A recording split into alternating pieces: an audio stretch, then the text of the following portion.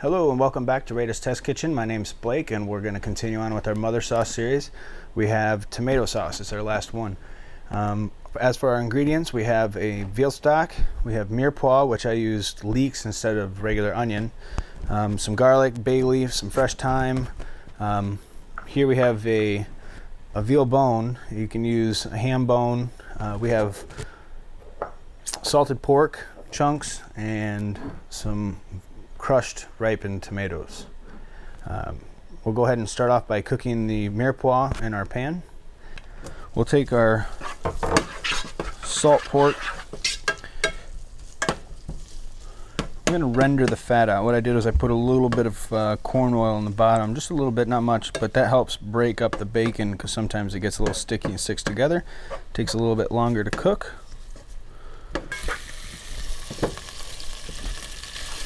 We'll go ahead and get that bone in there and let that kind of cook away in there.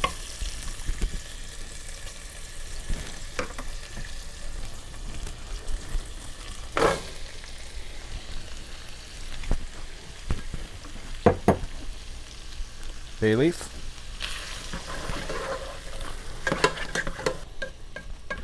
Try to keep those vegetables off of the side of the pan there. And you don't have to use leeks. You can use yellow onion, white onion, whatever. You can use scallions if you'd like. We got some garlic in there.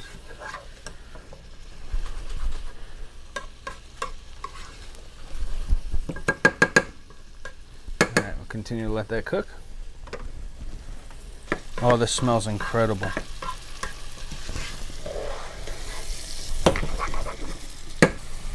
I'm going to go ahead and pick some of this thyme. Put a couple pieces in there. You can always pull it out, or you can just strip those little leaves off by pulling it down, like so. That way you don't have to go fishing for the twigs. Alright, so now we have our vegetables cooked down nice. We're going to add our stock, and we can let this simmer down, but we'll add our tomato product as well. And we'll let them boil together. This tomato sauce is not vegetarian, but you could make it a vegetarian tomato sauce by omitting the bone and using a vegetable stock or even water for that matter. I recommend the vegetable stock if you do. Nevertheless, once you add the tomatoes and the stock, you want to let this simmer and reduce a little bit. Alright, we let our sauce simmer down.